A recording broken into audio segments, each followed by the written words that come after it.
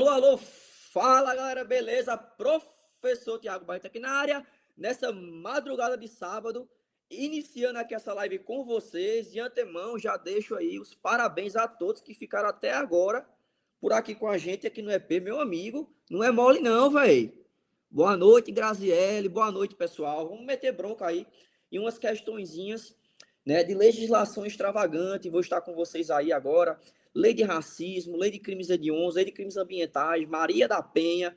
Vou trabalhar o que é importante aí com vocês no tocante, né, essa reta final, pré-prova. Estamos aí, né, em um período muito importante, se é assim que eu posso falar. Você está na cara do gol de uma prova, é hora realmente de dar o gás e meter bronca. Então, sem muitas delongas, sem muita conversinha, eu quero iniciar com vocês aqui trabalhando a lei de racismo. Eu trouxe aqui uma questão muito interessante que foi cobrada aí da banca Sebrasp, tá? Caiu na prova de delegado da Polícia Civil do Ceará.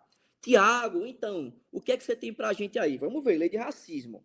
Olha só, conhecida popularmente como lei de combate ao racismo, essa lei prevê punição para atitudes discriminatórias ou preconceituosas relacionadas a aspectos como. Eu quero que você já de antemão, eu vou até fazer uma paradinha aqui com vocês um pouco diferente. Veja só, vou trazer aqui para um material para discorrer com você em relação a essa tal lei de racismo. E eu quero que você realmente tenha atenção a um aspecto introdutório que vem até antes da lei. Se é assim que eu posso dizer. Inclusive, isso vem caindo em provas. E eu tenho uma questão disso aí que realmente é uma incidência. Bancas como o Instituto ACP e outros maiores vêm cobrando, e a gente observa essa tendência. Então, quando a gente fala da lei de racismo, a gente observa uma perspectiva que se trata de um mandado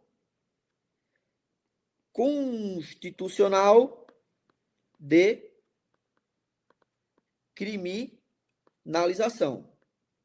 Beleza? Vou abreviando aí que é para a gente ter uma tal celeridade. Se vocês tiverem dúvida nas palavras, é só perguntar, não há problemas. Beleza? Já estou acostumado com isso. Então, quando eu tenho esse tal mandado constitucional de criminalização, acontece quando a Constituição manda criminalizar algo. E é esse caso que estamos nos deparando aqui. A gente sabe muito bem, né? Até trazendo aquela ideia do mnemônico ração, a gente sabe que racismo se trata de crime inafiançável e também imprescritível.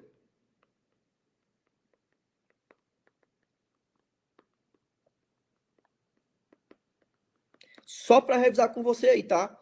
E o bizu, realmente, é você se ligar que se tratam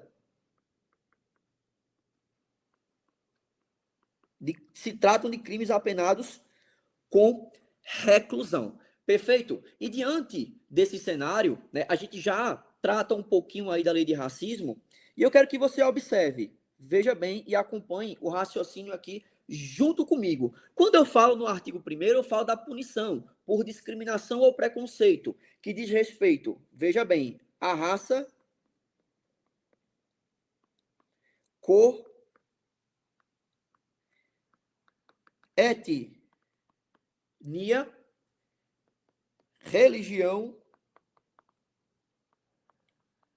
e a tal procedência nacional.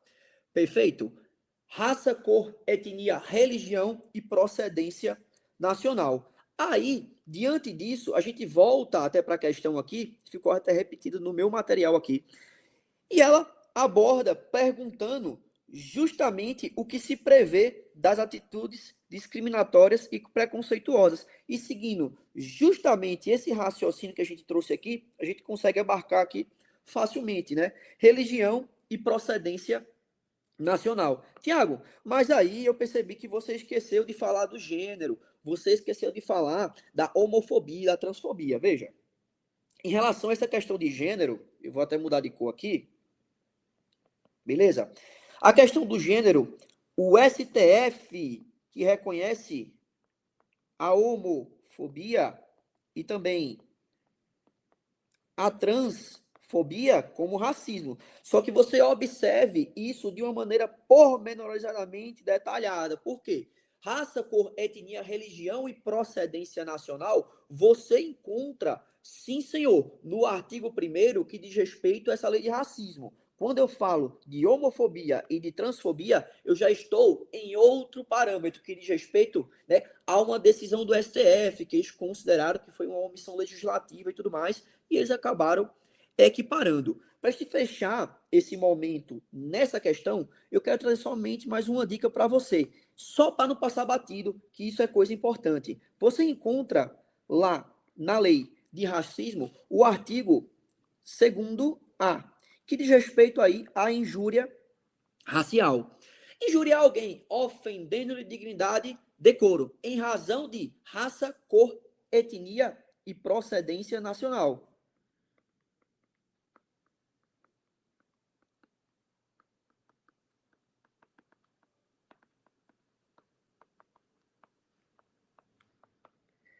Raça, cor, etnia e procedência nacional. Tiago, mas veja, aqui você não falou da religião.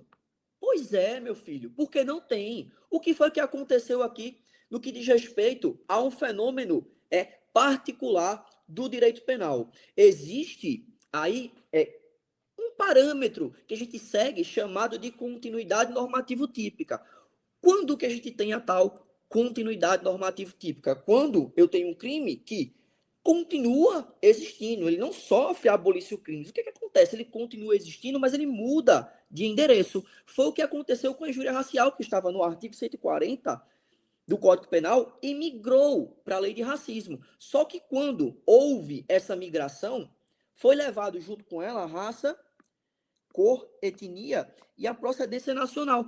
E a religião ficou no Código Penal. Então, por favor, anote esta dica. Por quê? É dica valiosa de prova. Eu tenho percebido aí tendência de banca examinadora de perguntar, pô, esse crime aqui de preconceito fica no Código Penal ou fica na lei de racismo? E cita artigos e tudo mais. E você já vai se ligando em relação a isso. Você fica blindado, né, de eventuais cobranças mais técnicas, assim eu posso falar. Beleza? Então vamos avançar aqui, discorrer com você nesse meio período de tempo, o que eu julgaria interessante para esse momento. A gente pode avançar aqui para a próxima questão, né? A questão de número 2, está aí na sua tela. Beleza? Então, vamos seguir aqui. Deixa eu me colocar somente o marca-texto. Questão de número 2. Banca IBFC, prova da Polícia Penal de Goiás. De que diz respeito aos crimes de preconceito, de raça ou de cor, assinale a alternativa incorreta. Meu amigo, marque esse negócio de cor diferente, incorreta, porque tem gente, né, que parece que quando lê incorreta, depois vem para as alternativas e esquece que foi pedida incorreta, né? E acaba realmente errando a questão, algo que sabia, porque é natural, né, instintivo do nosso organismo. Isso, né, evidência a que você tem uma tendência de procurar o que é correto. Aquilo que é correto, você já vai dar uma sinalizada. Só que eu estou querendo aqui, preste bem atenção e circule. Eu quero a incorreta. Então, no que diz respeito, veja bem. Praticar, induzir ou incitar a discriminação, o preconceito de raça, de cor, de etnia, de religião ou de procedência nacional é crime punível com reclusão e multa. Realmente, encontramos aí esse parâmetro típico na lei de racismo.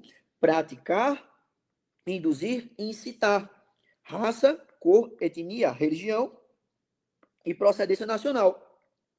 O detalhe que eu quero que você se atente aqui é que justamente você vai chegar lá, não se preocupe, lá na letra C, veja, reclusão e multa, tá ok, perfeito? Por isso que também que eu já adiantei essa explicação para você minutos atrás, porque havia também uma finalidade, beleza? A galera tá gabaritando aí no chat, a gente já vai avançando, essa letra A está correta.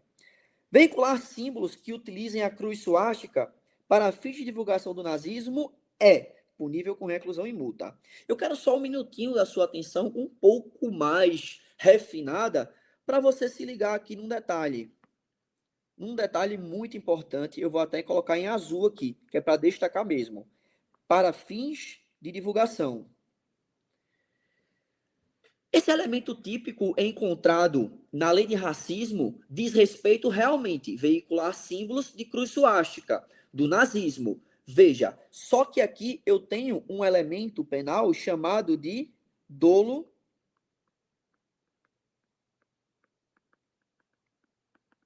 específico. E o que seria agir com dolo específico? Ocorre quando, lá no artigo, lá na conduta do indivíduo, existe uma finalidade específica. Ele age com a finalidade já traçada pelo elemento do tipo penal. Então, cruz suástica, símbolo do nazismo, para fins de divulgação. Então, a finalidade do cara aqui é divulgar, beleza? Vi diversas questões, né, de diversas bancas diferentes que falam assim, não, veicular, né, imagem de cruz suástica, de nazismo, não é crime, porque isso é liberdade de expressão.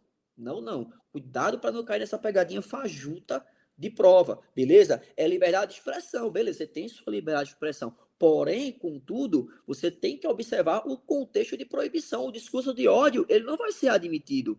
Até por isso que se veda o anonimato. Beleza? Então, uma vez que eu teci esse comentário com você, a gente segue para a letra C. Todos os crimes resultantes de preconceito de raça, de cor, são apenados com detenção? Aqui, não. Gabarito, C de casinha, para a gente. Lembrando que eu quero a incorreta. Eu vou sempre estar sinalizando isso aqui, né? Professor, essa tá errada. Sim, mas é o gabarito, né? Ele pediu a errada. Cuidado. Então, letra C. Perfeito?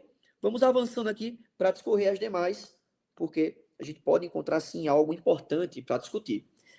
O crime de injúria em razão de raça, cor, etnia, procedência nacional, veja aqui, né? Justamente aqueles parâmetros que eu já trouxe para você aqui, já fica ligado. Terá a pena aumentada de 1/3 até a metade, quando ocorrerem com contexto de intuito de descontração, diversão ou recreação. Então, eu tenho justamente esses parâmetros que envolvem também causas de aumento de pena, beleza? Inclusive, eu tenho de falar com você não somente desse parâmetro que diz respeito à causa de aumento de pena, mas também aquela que é trazida, veja, no parágrafo único do artigo 2º-A da Lei de Racismo. Eu vou até deixar para você aqui na caneta. Vamos lá. Deixar aqui essa parada que aqui não é bagunça, não. Olha só. Então, parágrafo único do artigo 2º-A. A pena é aumentada de metade se o crime for cometido no concurso de 2 ou mais pessoas. Então, coloca aí. A pena é aumentada de metade se ele for cometido no concurso de 2 ou mais pessoas. Beleza? Então, vamos avançar aí com vontade de passar na GCM Paulista, meu amigo. Quero ver todo mundo aprovado e me chamando para churrasco, hein? Ó, em todos os atos processuais, cíveis e criminais, a vítima dos crimes de racismo deverá ser, olha só, deverá ser acompanhada de advogado ou de defensor público. Aqui você já chega, né, a observar justamente, né, um respaldo que diz respeito à ampla defesa e tudo mais, princípios processuais, pertencimento, né? Pertencer, né, a um advogado, a um defensor, para que a defesa ela seja exercida. Só que eu quero que você marque no seu material aí, tá? Essa palavrinha. Sabe por quê? Porque a cara da Egeduc é aqui pra gente, tá? Só para vocês que estão aqui essa hora da noite assistindo aula, preste minha atenção. É a cara da Egeduc trocar esse deverá aqui por um poderá. E eu já vi bancas fazendo isso. Então, coloca uma vacina aí, um repelente contra pegadinha fajuta de prova. Bora para com todo respeito, mas a gente avança. Vamos para a próxima. Diante disso, terceira questão aqui para você. Vamos nessa. Questão de número 3, agora da banca Instituto OCP para a prova de escrivão de polícia, ó, da PC Goiás. Então, Richarlison, gerente de um hotel em Caldas Novas, Goiás, anunciou no hall de entrada do estabelecimento que não receberia hóspedes provenientes da Argentina. E pode isso, minha gente. Enquanto não se encerrasse a Copa do Mundo de 2022. Na ocasião, expulsou um casal de argentinos que havia acabado de chegar no hotel e se alojar em um dos quartos. Então, vamos lá. Deixa eu discorrer isso aqui com vocês. Eu até, né, não cheguei a grifar. Por quê? Eu vou grifar de outra coisinha para você observar algumas coisas que são bem importantes aqui comigo. Primeiro ponto, Richarlison, ele é gerente.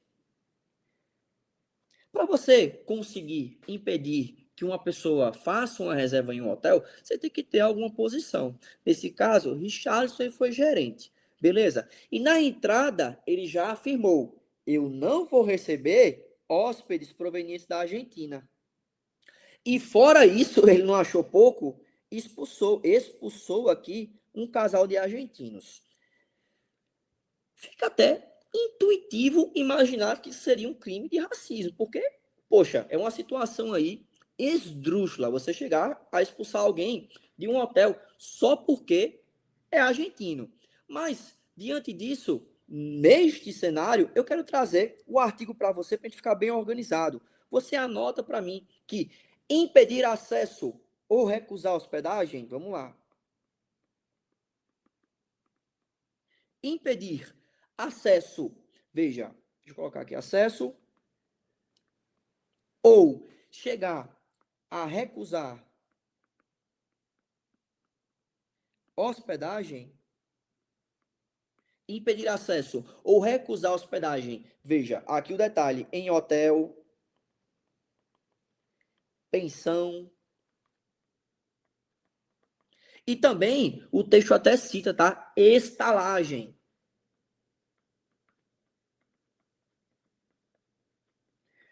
Ou qualquer outro tipo de estabelecimento similar.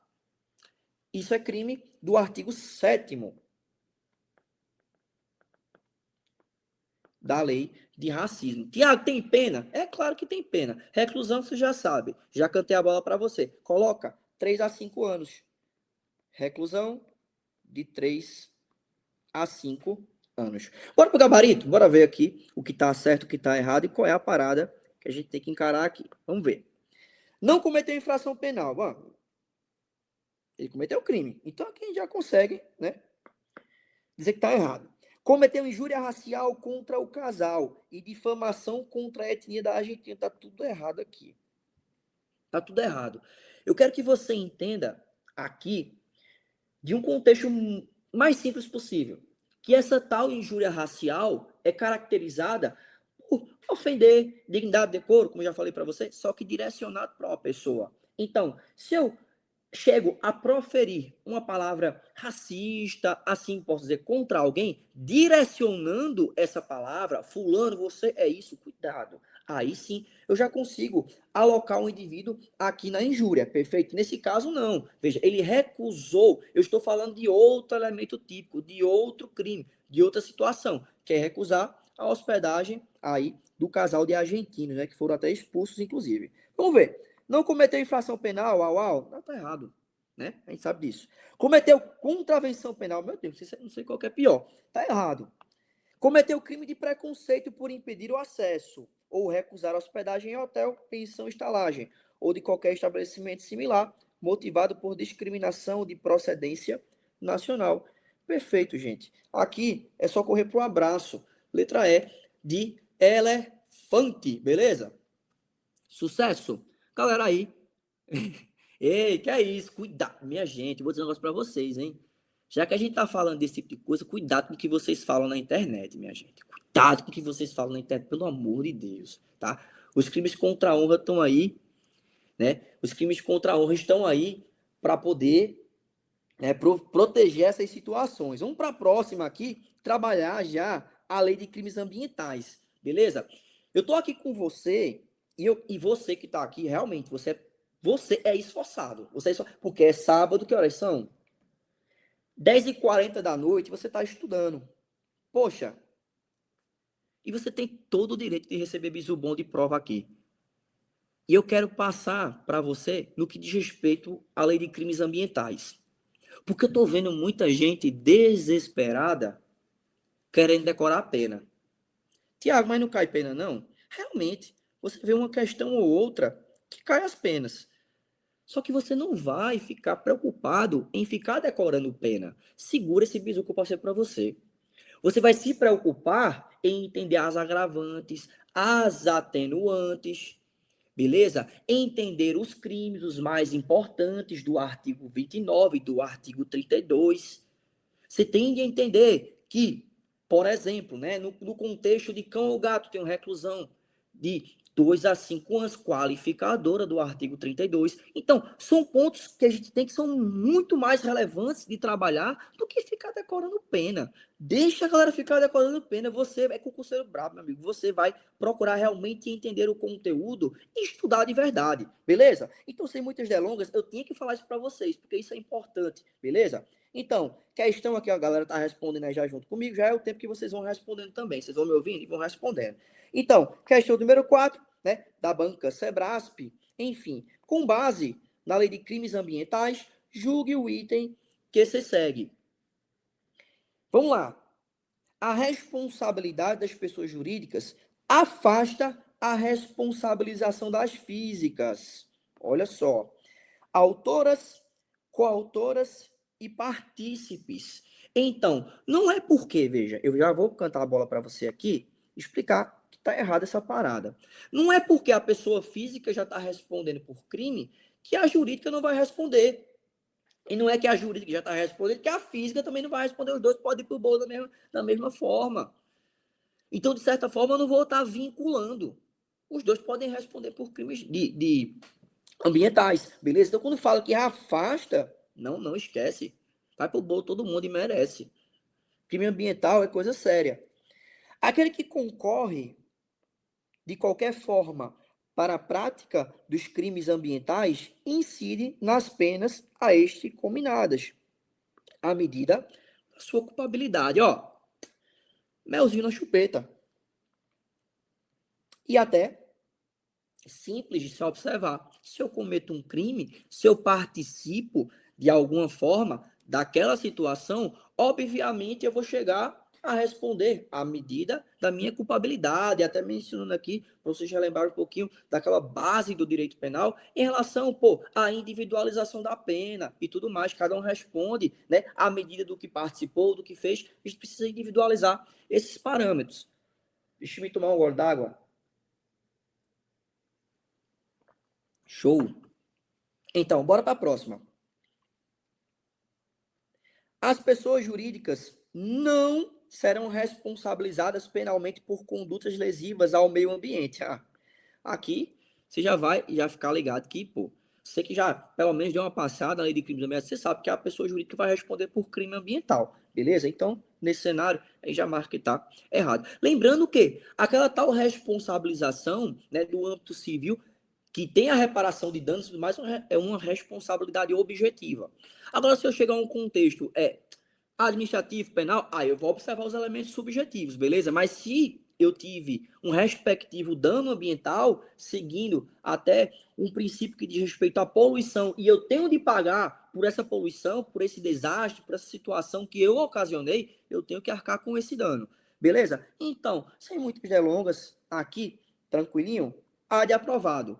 Beleza? Aí já arremata a questão aí. Bora para a próxima. Trabalhar um pouquinho mais aqui da lei de crimes ambientais, que eu trouxe 3 questões. Vamos nessa. Então, questão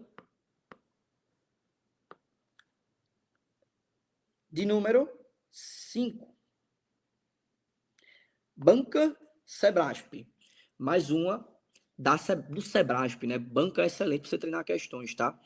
Envergadura, eu gosto de trabalhar muito com o CESP. Então, um agricultor teve sua plantação de milho atacada por um grupo de animais. Depois de alguns dias de perda significativa em sua lavoura, meu irmão, tiver historinha e tiver o nome lavoura e perda de lavoura, Você já vai ficar ligado que eu estou falando aqui de situações que vão excluir o crime, né? Pô, saciar a fome do agente, animal nocivo. Se liga, que eu estou abordando justamente essas hipóteses presentes lá nos crimes propriamente ditos. Perfeito? Então, atacou a lavoura, houve uma perda. Então, neste cenário, eu quero que você se ligue que se eu tô vendo o gabarito da galera aí e eu quero chamar a atenção para vocês de uma coisa, né? Eu tô vendo o gabarito de vocês aí. Quero chamar a atenção de uma coisa. Falou em lavoura,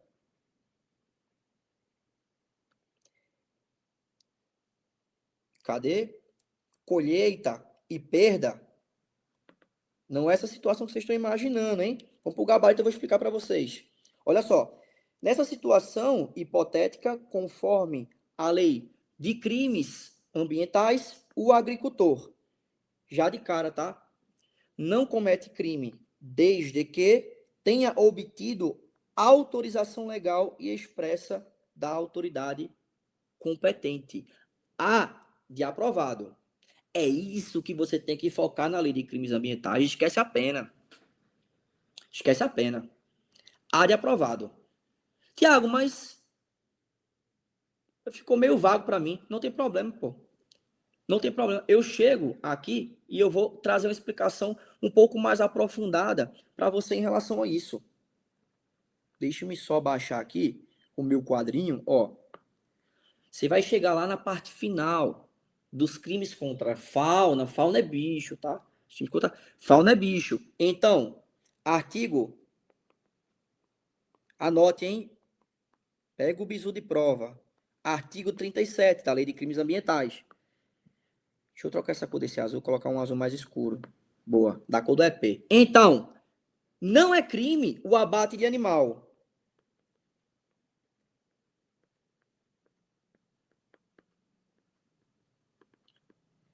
Não é crime o abate de animal.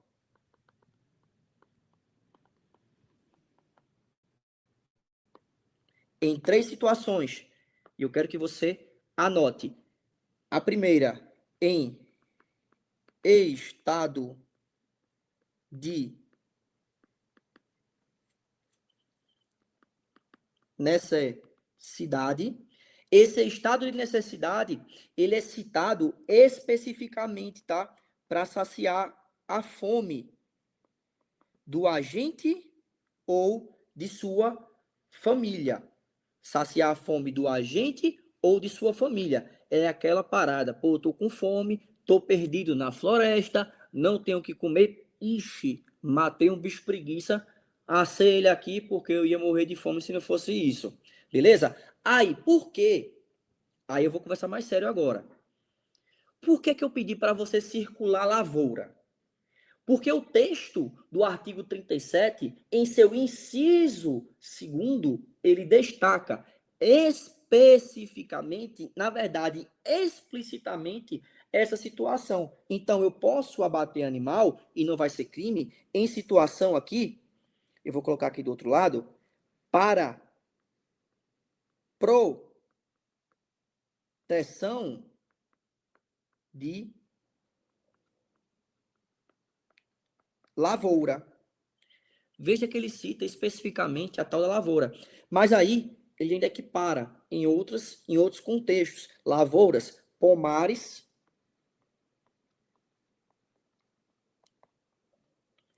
e também rebanhos. Lavoura, pomares e também rebanhos. Da ação de animais que destruíram. Imagina, gente, o cara que vive ali, né, da plantação e tudo mais, e do nada entra um monte de javali no terreno do cara e destrói, né, aquela subsistência familiar. O cara às vezes come dali, vende dali. Se entra um animal desse e derruba tudo, ele poderia abater esse animal. Só que aí eu tenho uma pegadinha de prova que as bancas pegam pesado mesmo, e você vai ficar atento a partir de hoje, é que ela expressa uma condição. uma condicional. Você está estudando português aí, assim eu espero, você está ligado nisso. Quando eu apresento um desde que na frase, é porque eu vou apresentar alguma condição. Então, desde que seja legal expressamente. Vou botar até aqui, tá? Desde que seja legal, e o segundo ponto eu remeto a você de ser expressamente autorizado pela autoridade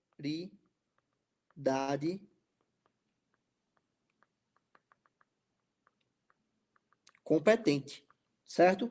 Esse é o ponto justamente da questão. Só que ainda há mais outro, que é o do inciso 4º, mas só que o inciso 3º foi vetado. Então, eu tenho 3 hipóteses, que é o caso do animal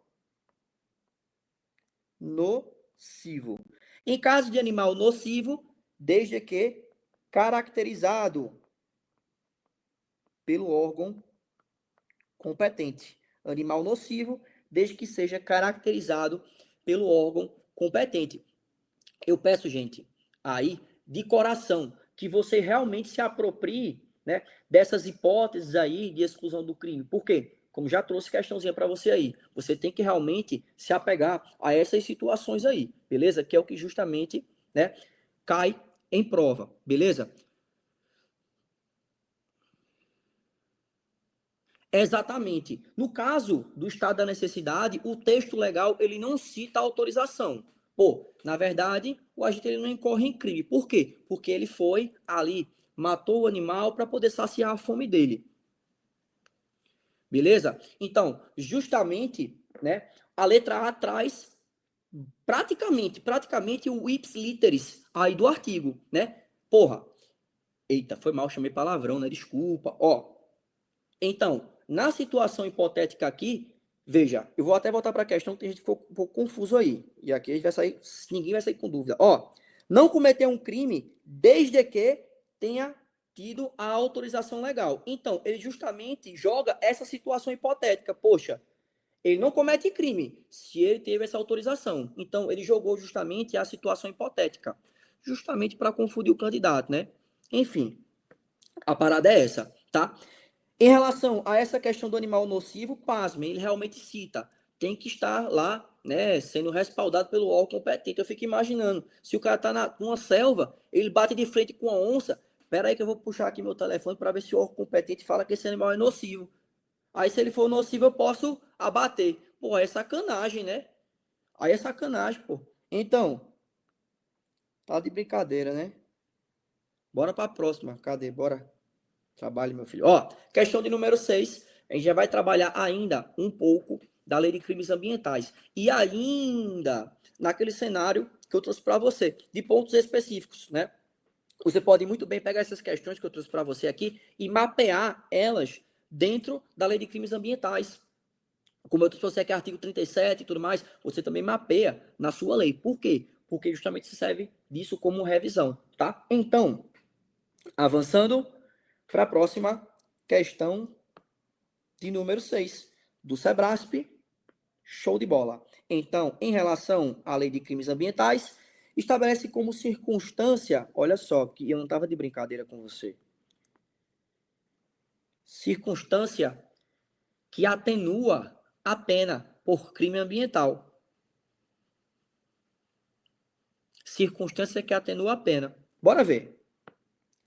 A infração não atingir propriedade alheia, essa hipótese não é citada. Não é atenuante. O baixo grau de instrução ou a escolaridade, show, isso é citado. O segundo está certo.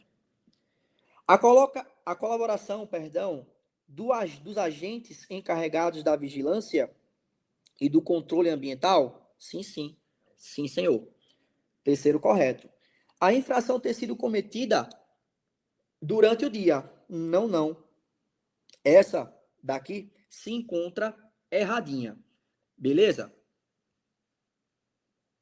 C de casinha. Tiago, de novo eu fiquei confuso na parada. Eu rodei o peão. Não se preocupe. Cadê? Trouxe para você aqui essas hipóteses, a gente vai esquematizar elas aqui, para você não sair com dúvida, né? E já, exatamente, a galera tá gabaritando aí, hein? Tô gostando de ver. Eu vejo o chat, mas é muito rápido. Às vezes eu vejo alguma coisa ou outra, tá gabaritando. Então, em relação a essas atenuantes, anote.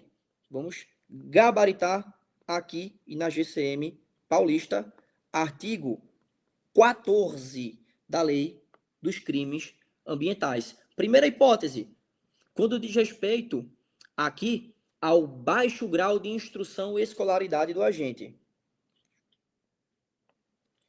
Baixo grau de instrução e escolaridade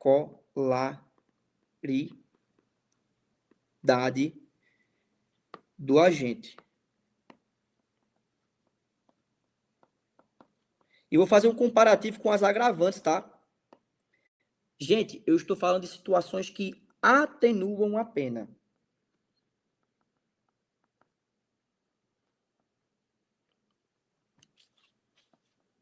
Ou seja, de certa forma, ajudam o camarada, o sujeito ativo. Então, se eu tenho uma pessoa que tem um baixo grau de instrução e escolaridade, eu vou, de certa forma, aliviar um pouquinho para ela, né? Se houver, em segunda hipótese, arrependimento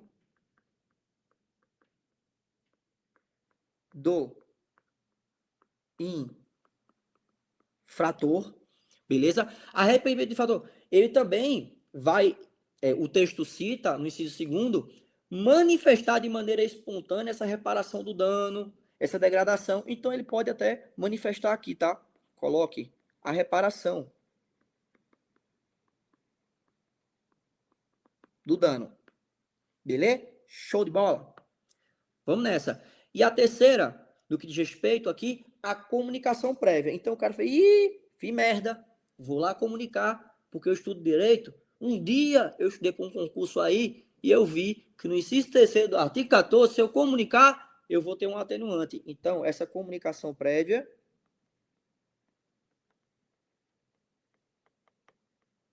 irá favorecer o agente, beleza?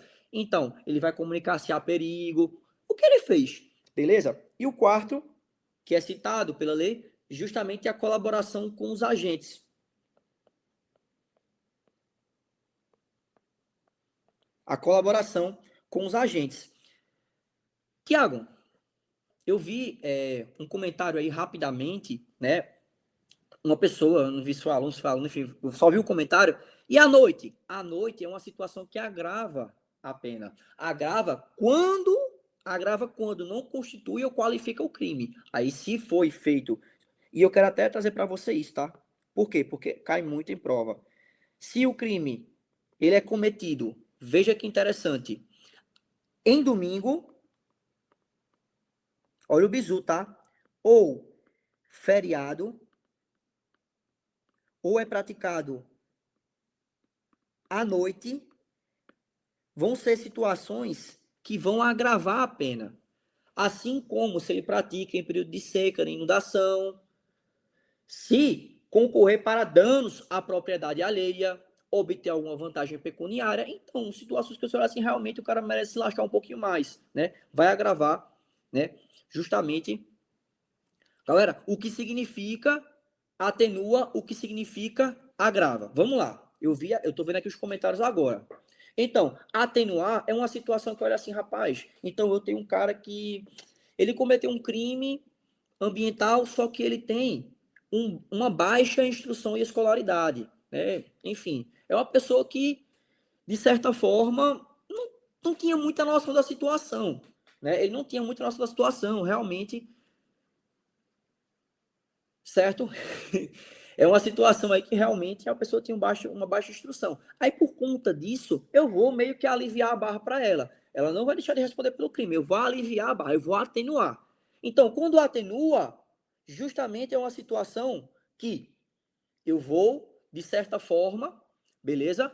Auxiliar, vou ajudar diante da situação. E a agravante é quando piora a situação do cara.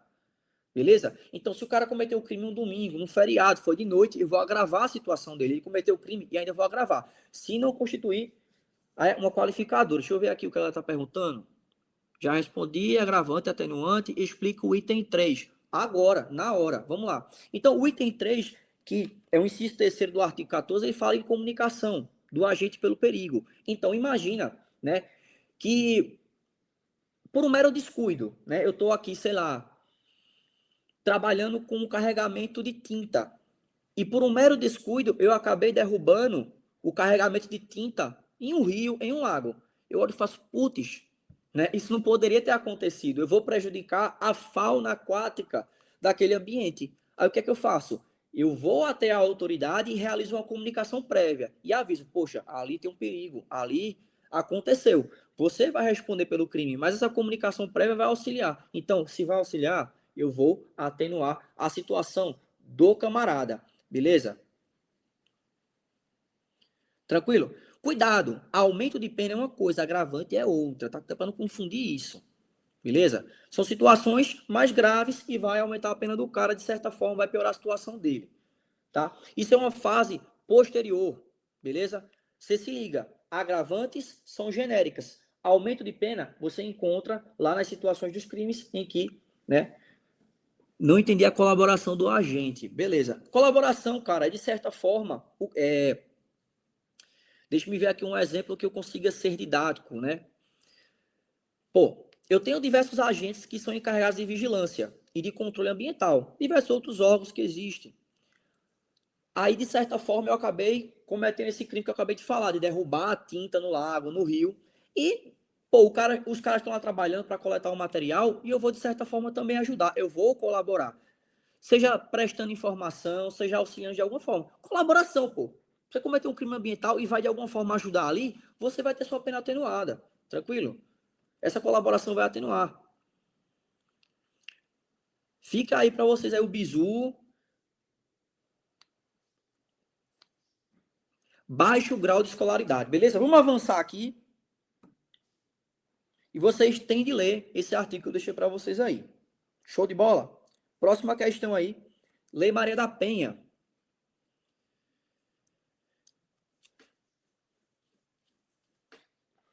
Ver se tem mais alguma coisa aqui. Beleza. Eu vou acompanhando o chat à medida do possível aqui, para a gente não interromper a aula em relação à explicação. Então, questão aí de número 7 da banca VUNESP, que diz respeito à Lei Maria da Penha, né? E pede a alternativa correta. E aí? Vamos ver. A violência moral se caracteriza como qualquer conduta que cause dano emocional e diminuição da autoestima, ou que prejudique e perturbe o pleno desenvolvimento. Aqui você já vai ter a sacada. Vamos lá, colocar em vermelho. Aqui você vai ter a sacada. Quando eu falo em dano emocional vibrando, quando eu falo em dano emocional, diminuição de autoestima, eu estou falando da tal violência psicológica. Beleza? A psicológica. Tiago, e a moral? Aquelas que carretam crime contra a honra. Beleza? Calúnia, injúria e difamação. Cuidado para não confundir isso em prova. Beleza. Letra B. Para ser aplicada, depende que o agressor tenha coabitado com a ofendida e que, entre eles, já tenha existido relação íntima de afeto, ainda que breve. O que me diz, concurseiro? Você que está estudando mais que um miserável aí. E que bom. Observe, é preciso coabitação para caracterizar a Lei Maria da Penha? Eu não preciso de coabitação. O inciso terceiro do artigo 5º, ele cita justamente essa hipótese pra gente, da relação íntima de afeto, para a gente conseguir colocar o cara que não coabita com a vítima. O namorado, a namorada, o cara mora na casa dos pais, ela mora na casa da mãe, ainda do pai. Mas eles têm uma relação íntima de afeto e isso aproxima eles. E independente de coabitação, eu já consigo colocar o indivíduo, né, nos parâmetros legais da Lei Maria da Penha. Lembrando que Lei Maria da Penha, eu sempre gosto de dizer isso para todo mundo, Lei Maria da Penha é uma lei que você entende ela. Uma vez que você consegue entender a Lei Maria da Penha, babou. Por quê? Não porque ele cometeu o crime da Lei Maria da Penha. Cuidado. A Lei Maria da Penha ela é focada em medidas processuais. Ela tem um crime de descumprimento, medida protetiva, né, que é o crime que tem na Lei Maria da Penha. Mas ela é focada em instrumentalizar a proteção da mulher, que aconteceu justamente com a hipótese de uma mulher chamada de Maria da Penha, cearense, né, que ficou de cadeira de roda, porque o dito cujo, né, cometeu crime contra a tentativa de homicídio. Então, houve diversas situações que ela foi à delegacia, enfim, só que não dava em nada. Aí a galera pancada dos direitos humanos catucou o Brasil e fez, olha, e aí? Tu tá vendo essa situação? Não? Então, de certa forma, passou-se a existir a lei que protege a mulher em situação de violência doméstica e familiar. E essas formas de violência são trazidas também na lei. Então, daqui a pouco eu comento com você um pouquinho mais detalhado sobre isso. Mas letra C. O promotor de justiça assegurará à mulher em situação de violência doméstica manutenção do vínculo trabalhista e afastamento do local de trabalho. Olha só, por período de até 12 meses, cuidado, deixa eu riscar isso aqui para você. Tem de ficar bonito. Juiz, 6 meses. Cuidado que o período aqui de afastamento, de acordo com o artigo 9º, salvo engano, no parágrafo 2º. Beleza? Então ela tá afiada aí e é disso que se trata mesmo, tá? Você pegar aí os bizus relacionados à lei. Letra D. O Supremo Tribunal Federal decidiu que ela pode ser aplicada em relações afetivo-familiares de casais homoafetivos do sexo masculino ou que envolvam travestis e mulheres transexuais. Olha só, de dado a vossa questão. Tranquilinha. Tiago, realmente pode ser aplicado a casais homoafetivos de sexo masculino? Sim. Né? A lei ela é caracterizada até por entendimento também, né, dos tribunais, notadamente do STJ, de que a questão que envolve uniões homoafetivas, existe a possibilidade da aplicação. Beleza? Então, isso surgiu desses parâmetros em que existe também a evolução da sociedade. Beleza? Letra E, vamos avançar aqui para ver justamente qual seria o erro. A ofendida tem a opção de proposta de divórcio e dissolução de união estável no juizado de violência doméstica e familiar contra a mulher, incluindo a competência relacionada à partilha de bens. Veja, a questão do divórcio, a dissolução da união, beleza. O que eu quero é afastar a mulher da bolinha de ouro dela.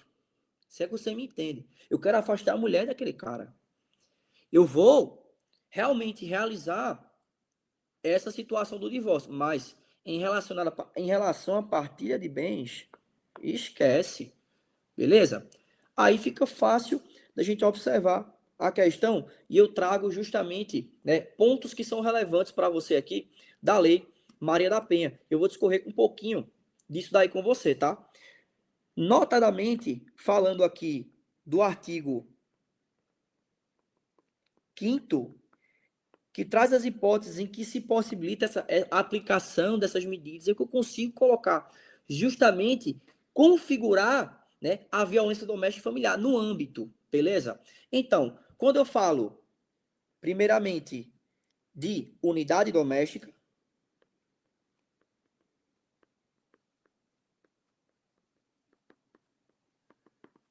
quando eu falo de unidade doméstica, segundo, em situação de âmbito da família, e a terceira em relação à atividade de relação íntima de afeto. Show! O que eu quero trazer para você aqui em relação a esse ponto da relação íntima de afeto é justamente a questão do namorado e da namorada. Por quê? O STJ se manifestou em suas jurisprudências em tese, eita que J feio da gota, ó, se manifestou em suas jurisprudências em tese o seguinte, imagina, né, que eu tenho um casal, namorado, namorada, enfim, tem um casal ali, e esse relacionamento, ele acaba. Fechou. Mas só que depois de um tempo, depois desse término, eles já não convivem mais, não tem mais relacionamento, o indivíduo vem a agredir a ex-namorada em uma situação correlacionando o relacionamento. Eu consigo colocar, mesmo que tenha existido esse afastamento, eu ainda consigo colocar ele, aí alocar ele em medidas protetivas da Lei Maria da Penha, eu consigo alocar essa situação aqui no artigo 5º para a relação íntima de afeto. Beleza? Isso é muito importante e já caiu em provas, né? A IBANCA, a OCP já cobrou isso e tudo mais. E o parágrafo único ele cita que as relações, né, independem da orientação sexual.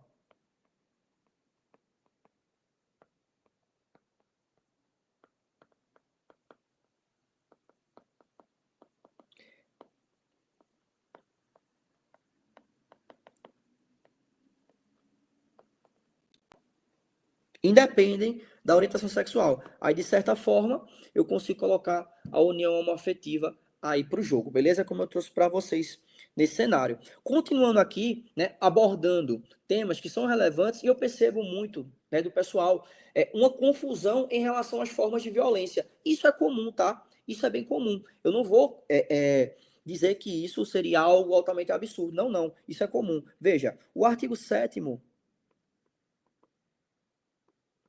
da Lei Maria da Penha traz aí, de maneira esquematizada, 5 formas de violência.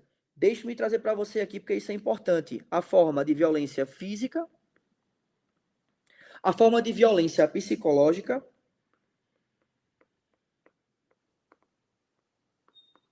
a forma de violência considerada, chamada como sexual,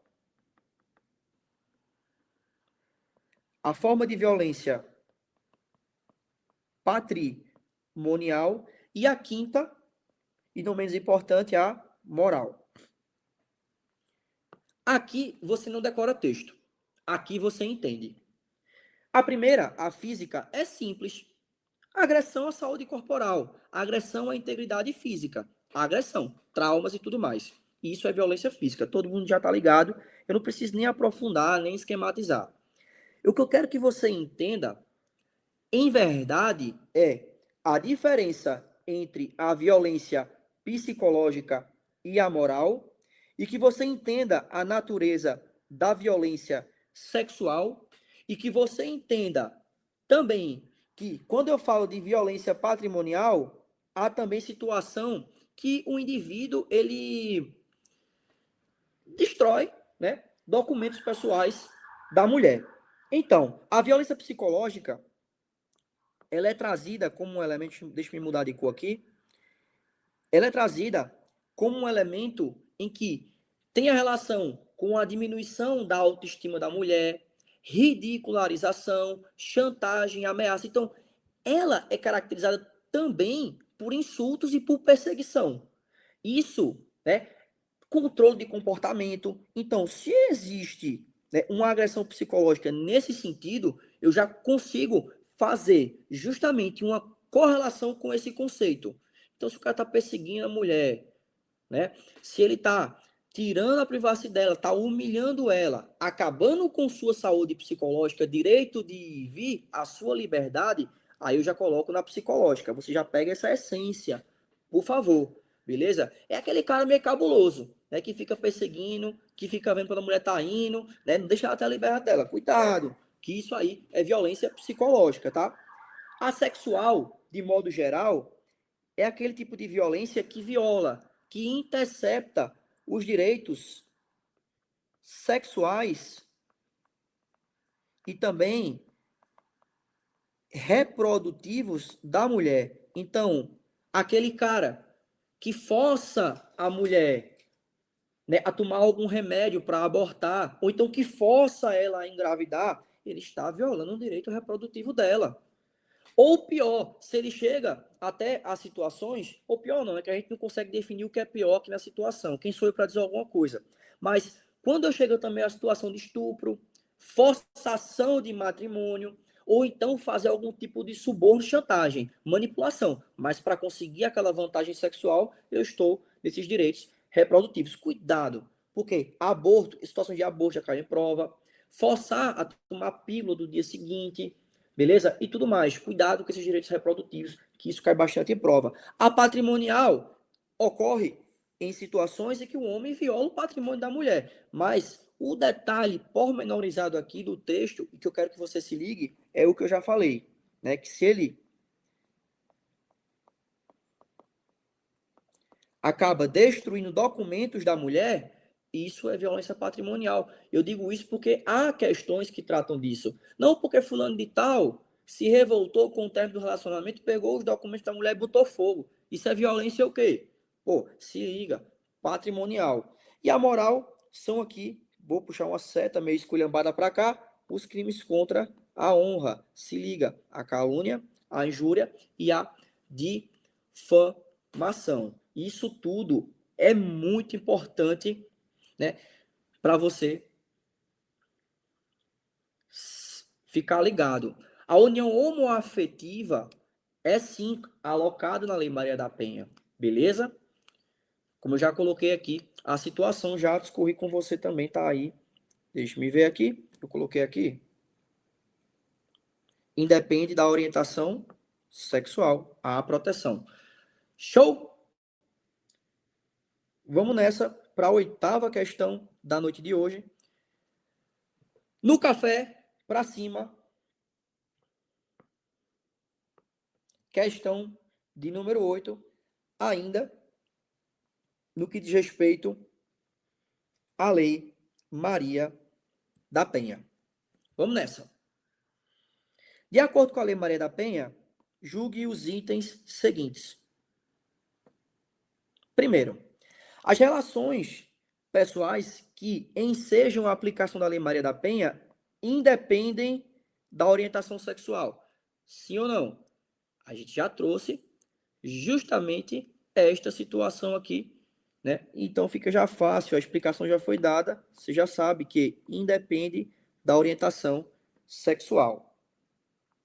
Próxima. Orienta-se que na inquirição da mulher em situação de violência doméstica e familiar e de testemunha de violência doméstica se realizem sucessivas inquirições sobre o mesmo fato e o mesmo tema. O que é que o bom senso te diz, meu amigo? O que é que o bom senso te diz? Você vai ficar perguntando à mulher a todo tempo, a toda hora, fazendo diversas inquirições sobre aquela situação dolorosa que ela vivenciou, o que é que o bom senso te diz? Que não. Então, questão aqui erradíssima, erradona. A situação aqui é que eu vou perguntar à mulher o essencial ali, beleza? E para ficar repetindo, isso não vai dar. Até porque existe a possibilidade de gravação e tudo mais, beleza? Para ficar os registros, enfim, existem diversos registros, a gente pode coadunar tudo isso. Então, evita-se aí a inquirição. Próxima, no caso de violência, está errada? No caso de violência doméstica familiar contra a mulher, uma vez realizado o registro da ocorrência, a autoridade policial deve, de imediato, determinar que se proceda exame de corpo de delito e requisitar os exames periciais necessários. Perfeito. Eu não vou aprofundar muito nesse tema com você, até porque não há necessidade, porque a gente está falando de uma prova que não cai processo penal, né? Quiçá tratar de exame de corpo de delito, cadeia de custódia e esses temas correlatos. Mas eu quero só trazer para você um sentido na palavra, um sentido nessa explicação aqui. Imagina uma situação em que houve um estupro, beleza? Houve um estupro, houve a situação da violência. Quanto mais rápido a perícia, a autoridade policial conseguir obter esses elementos vestigiais, melhor fica a investigação, mais fácil consegue prender o indivíduo. Então, o ideal, né, eu não consigo me colocar nessa situação, eu não consigo, porque eu não faço a mínima, né? Eu não faço a mínima. Mas no cenário, no melhor dos mundos, o melhor cenário é que a mulher vá direto à delegacia para que se colete os vestígios, para a gente conseguir pegar o cara mesmo. Porque através desses vestígios biológicos se consegue realizar, né, todas as diligências e continuar com a investigação com mais robustez. Enfim, não vou aprofundar muito nisso, eu quero só que você entenda que facilita a situação. Eu vou ter mais elementos, né, para compor a investigação. Não adianta aprofundar, porque, né, perde o fio da meada. Tranquilo? Gabarito de dado, a primeira e a terceira estão corretas. Bora para cima. Eita! Lei de crimes hediondos ficou baba agora. Ficou fácil, ficou baba para a gente trabalhar. Ficou tranquilinho. Vocês respondem a questão aí? O que é que vocês acham dessa questão? Tratando especificamente das hipóteses no que diz respeito, veja, à situação do Estatuto do Desarmamento, mas equiparando-se à lei de crimes hediondos. Deixa-me colocar o azul aqui. Observe, questão de número 9, no Estatuto do Desarmamento considera-se crime hediondo. Questão do delegado de polícia, tá? Ó, o porte ilegal de arma de fogo de uso permitido? Não, não. A, está errada. Ter em depósito arma de fogo de uso permitido? Errado também. Porte ilegal de arma de fogo em qualquer modalidade? Também não. Até contradiz aí, né, as outras. Crime de disparo de arma de fogo? Também não. Letra E, facinho. Posse ilegal de arma de fogo de uso proibido. Beleza? Tiago, mas eu não lembro aí as hipóteses em que eu consigo unir o Estatuto do Desarmamento com a Lei de Crimes Hediondos. Quais são os crimes do Estatuto do Desarmamento que são inafiançáveis, insuscetíveis de graça, anistia, indulto? Coloca aí. Posse ou porte de arma de fogo de uso proibido. Fechou? Segunda hipótese, comércio ilegal de arma de fogo. Comércio ilegal de arma de fogo e o tráfico internacional.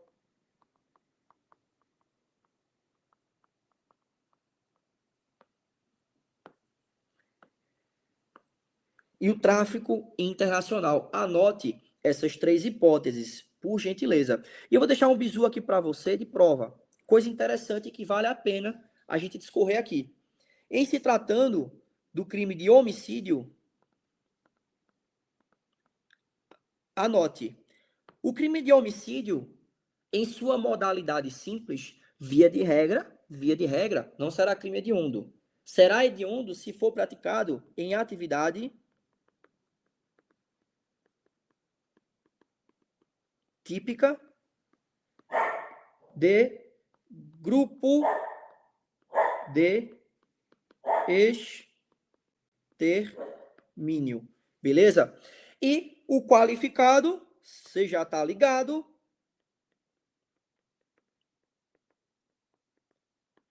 será hediondo. Diante disso, existem as possibilidades em que se pode haver um homicídio privilegiado, qualificado. Você sabe aí que o tráfico de drogas, né, é um crime equiparado a hediondo e sofre a mesma reprimenda em relação aos crimes hediondos. E se o tráfico for privilegiado? Anote que o privilégio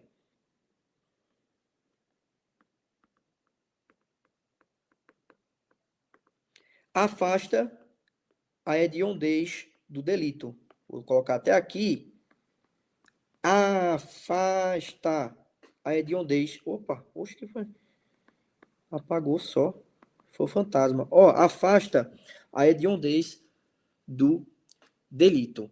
Tranquilo? Suave, Naná? Vamos para a próxima. Trabalhar aqui, né? A próxima questão. Opa, deu Zulu aqui. Volta. Quer trabalhar, não? Tá cansadinho, né? Ó, questão de número 10. FGV, no que diz respeito a Sávio. Ô, Sávio. Sávio, delegado de polícia, relata em um inquérito policial que tem por objetivo a prática, em novembro de 2023, de um crime hediondo, praticado por Fabiano. Fabiano é o alvo, né? É o famoso alvo. A outra policial aproveita a oportunidade para ler, nas nuances, a legislação em regência, atualizando-se sobre a temática. Ele quer saber qual é o crime hediondo que o nosso querido amigo Fabiano cometeu.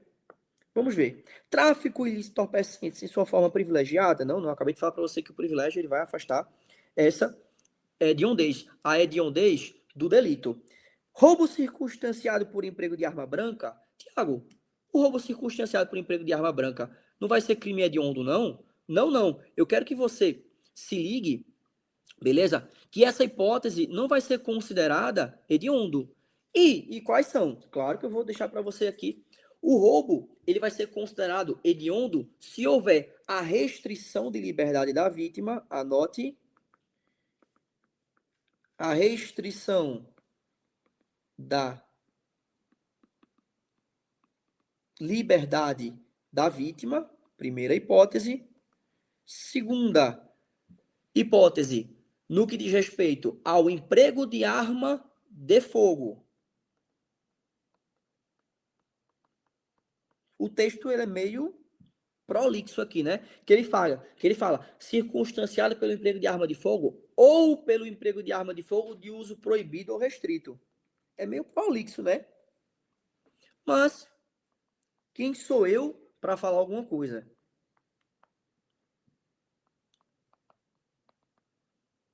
E a terceira hipótese, e a última, é se ele for qualificado pela lesão corporal grave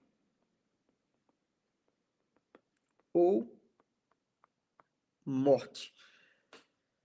Respira fundo, anota o que eu estou esquematizando para você, que serve de uma baita revisão para você arrebentar na sua prova. E me vem a letra C, furto qualificado pelo emprego de explosivo.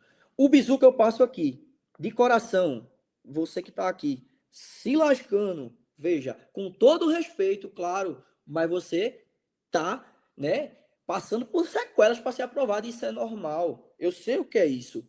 A gente passa por essa situação e é muito normal. A gente rala mesmo, mas depois vale a pena. Vale a pena, porque depois o teu cansaço vai ser um cansaço de um curso de formação. E ó, tô passando por isso agora e eu vou dizer, vale a pena. Então, aqui, diferença que você tem de anotar, furto qualificado pelo emprego de explosivo. Aqui é crime hediondo.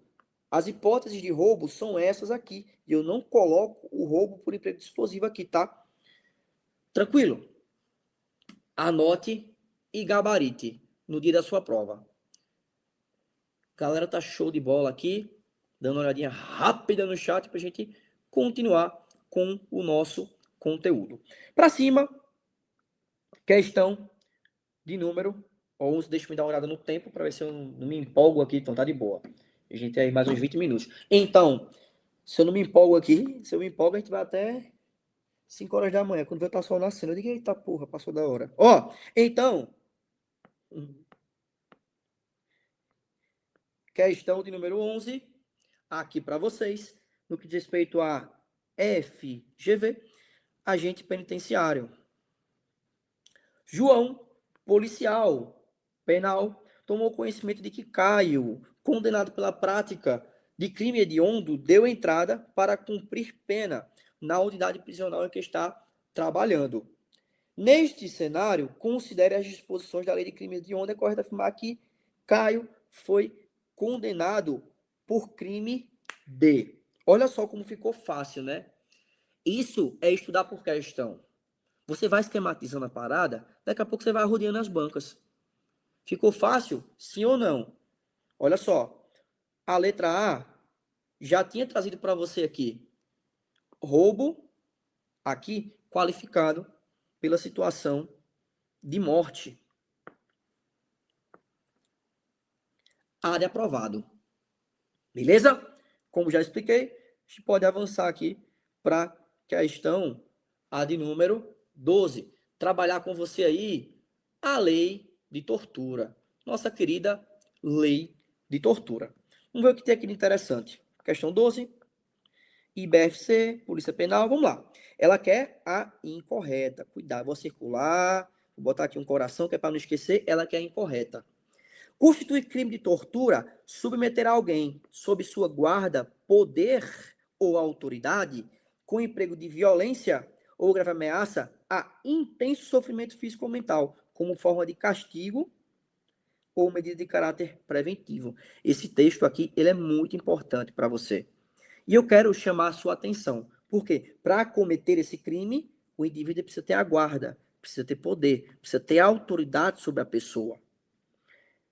O emprego de violência ou grave ameaça a intenso sofrimento físico ou mental, né? A tortura punitiva, castigo, enfim. A intenso sofrimento físico ou mental.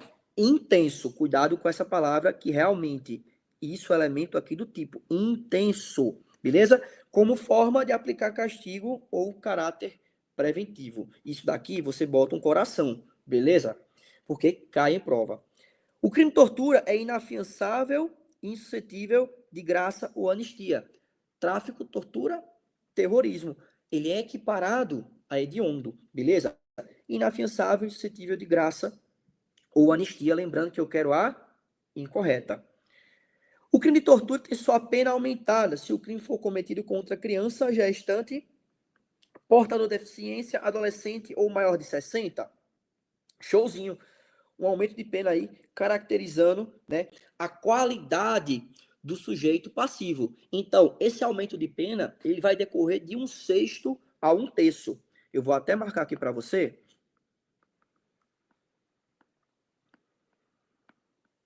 1/6 a 1/3. Em relação, né, àqueles com a qualidade do sujeito passivo, tá? Criança, gestante, o portador de deficiência, o adolescente e o maior de 60. Beleza? Então, essa letra C também está correta, então não é o nosso gabarito.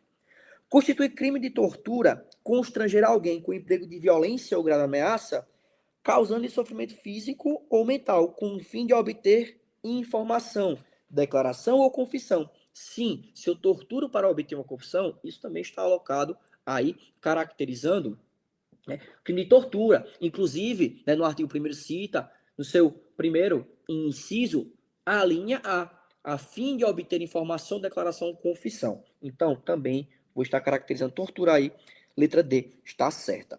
Também responde por crime de tortura e incorre na mesma pena aquele que se omite das condutas tipificadas. Não, não. Veja, no caso aqui em que eu consigo colocar um indivíduo na omissão, aquele que tinha um dever de evitar ou apurar incorre em pena de detenção de 1 a 4 anos.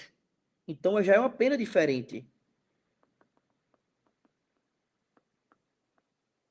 Detenção de 1 a 4 anos. Beleza? Como assim, Tiago? Omissão tinha o dever de apurar, tinha o dever de evitar, ainda assim não fez? Imagina a situação, né?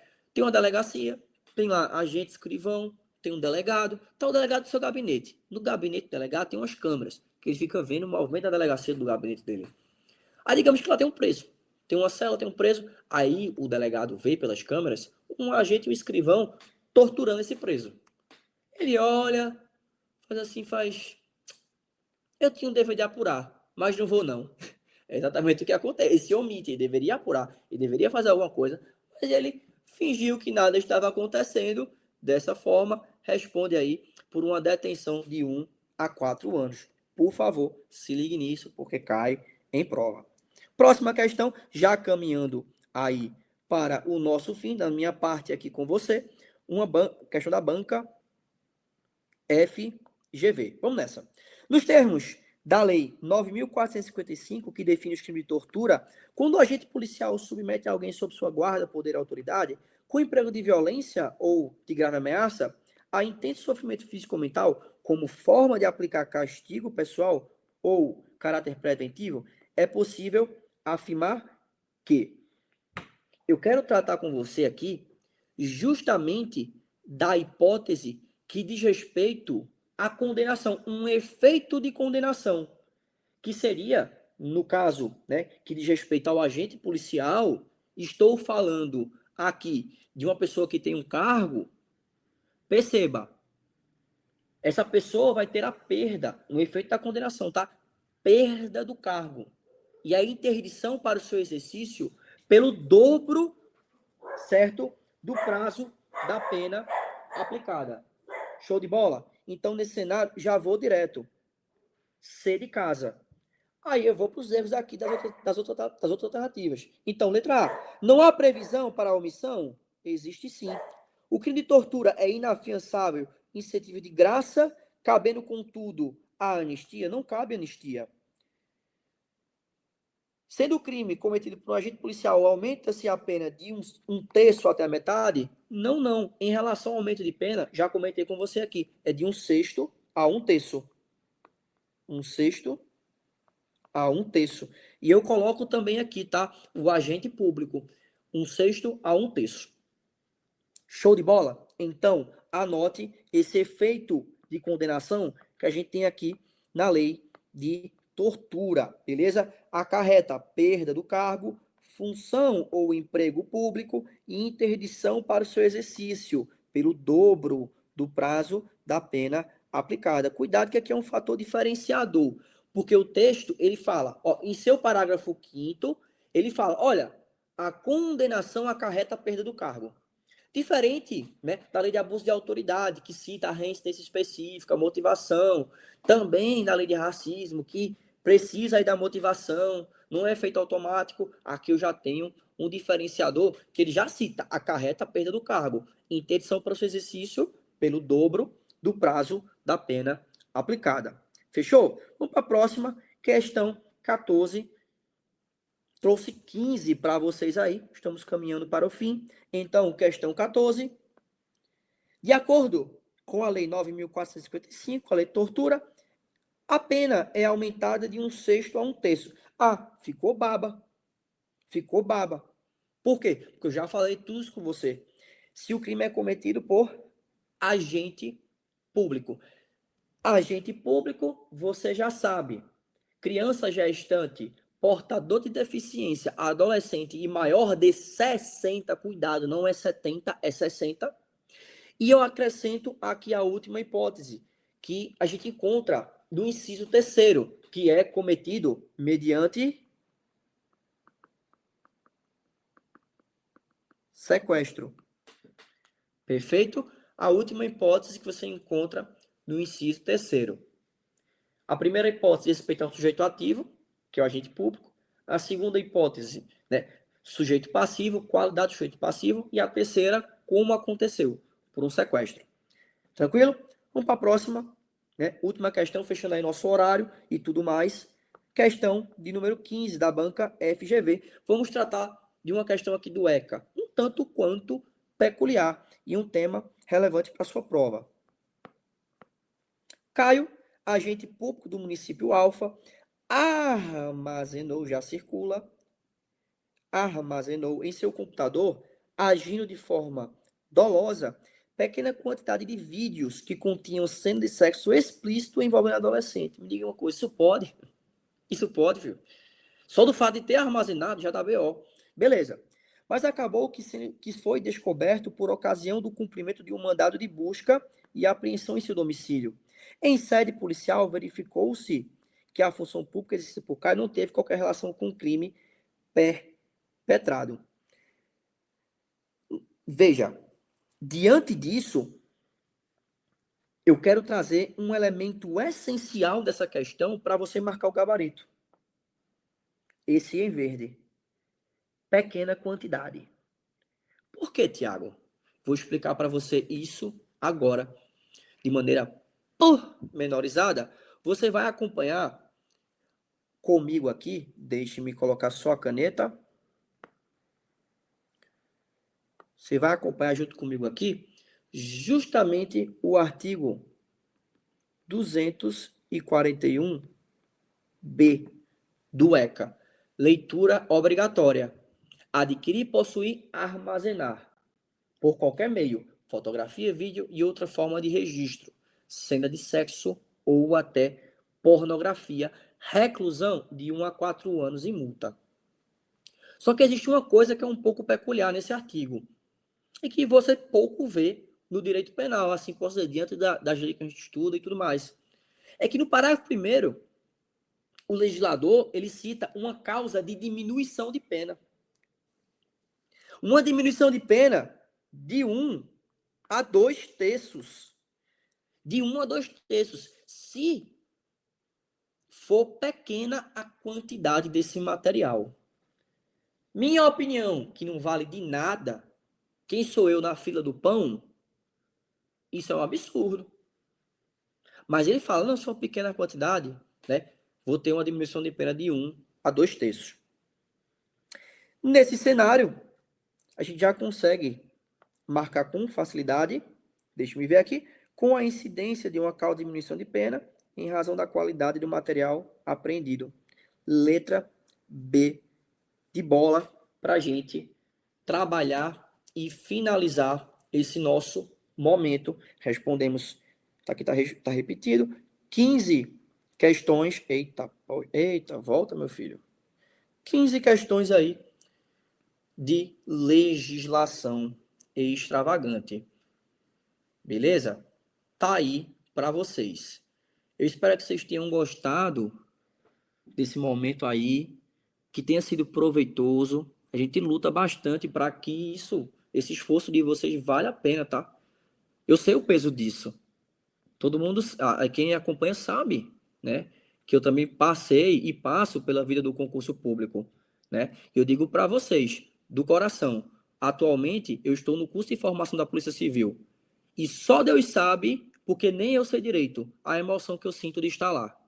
É muito bom. Aí a mensagem que eu passo para a gente finalizar esse momento é que esses momentos de luta, de esforço, que muitas vezes você está cansado, eu sei disso, muita gente trabalhou hoje, a semana toda a gente trabalhou, mas está aqui. Não desista. Nunca pare. Até que você alcance o seu objetivo. Beleza? Água mole, pedra dura, tanto bate até que fura. Beleza, galera? Espero que vocês tenham curtido. Qualquer dúvida, pode falar comigo no Instagram, @Thiago_Barreto, que eu estarei lá para responder a você com o maior prazer do mundo. Pessoal, obrigado aí pelo feedback. Muito bom, show. Galera, obrigado. Amigo, é que chegou agora no final, provavelmente vai ficar gravado, tá? Então, o EP tá fazendo isso por você, né? Aula gratuita para você estudar no sábado à noite. Senta o dedo no like aí, porque o curso EP merece, beleza? O EP e também pelos outros professores que aqui estão empregando aí o mesmo esforço, não há dúvidas. Beleza, pessoal? Obrigado por tudo.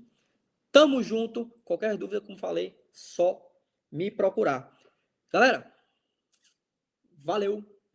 Galera da técnica. A gente finalizou aqui. Fala, meu povo, profa Viviane Maia, vim fazer um convite super especial a você que vai fazer o concurso público de Paulista, Pernambuco, GCM Agente de Trânsito. Pois é, o curso Estou Preparado preparou um aulão de véspera imperdível, foco total na banca IGEDUC. Nosso aulão conta com toda a equipe de professores do curso Estou Preparado e será no dia 10 de janeiro, lá no auditório da Unifafiri, aulão presencial em Recife, para o concurso de Paulista, Pernambuco. Você não pode ficar de fora. Te espero lá, meu povo. Tchau!